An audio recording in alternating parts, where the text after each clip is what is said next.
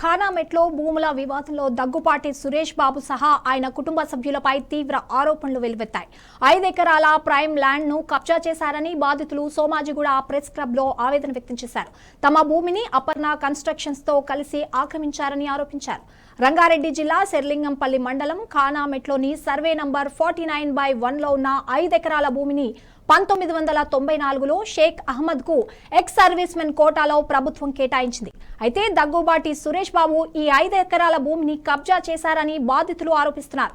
తమకు పక్కనే ఉన్న 21 ఎకరాల స్థలంతో పాటు ఈ 5 ఎకరాలను కూడా కలిపి ఆక్రమించుకొని ఒక రియల్ ఎస్టేట్ సంస్థకు డెవలప్మెంట్ కు ఇచ్చారని బాధితులు చెబుతున్నారు.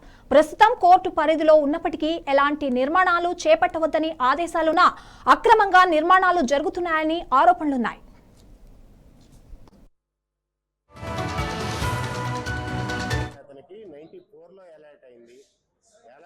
దాన్ని కాసాని కృష్ణ అనే అతను 92లోనే అది ఇష్యూ అయినట్టు దానికి జీపీఏ క్రియేట్ చేసి దాన్ని 94లో వాళ్ళ వైఫ్ కి రిజిస్ట్రేషన్ డాక్యుమెంట్ క్రియేట్ చేసి ఆ డాక్యుమెంట్ తో ఈ ల్యాండ్ ని సురేష్ బాబు గారికి 96లో సేల్ చేశారండి.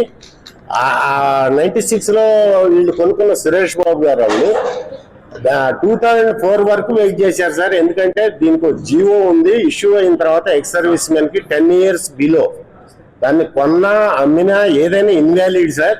2004 వరకు వెయిట్ చేసి అప్పుడు డాక్యుమెంట్స్ లో వాళ్ళు పేర్లు ఎక్కించుకున్నారు సార్.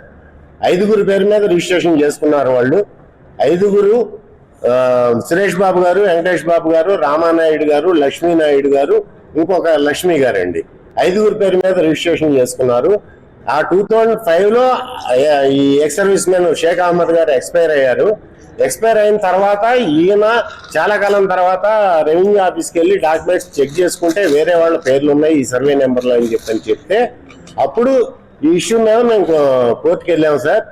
ఇది 15 years నుంచి 16 years నుంచి కోర్టులో నడుస్తా ఉండగానే 2004లో వాళ్ళు క్రాస్ ఎగ్జామిన్కి రాకుండా వాయిదాలు ఎగ్గొడతా అక్కడ దాన్ని ఆఫ్ చేయమని చెప్పని హైకోర్టులో స్టే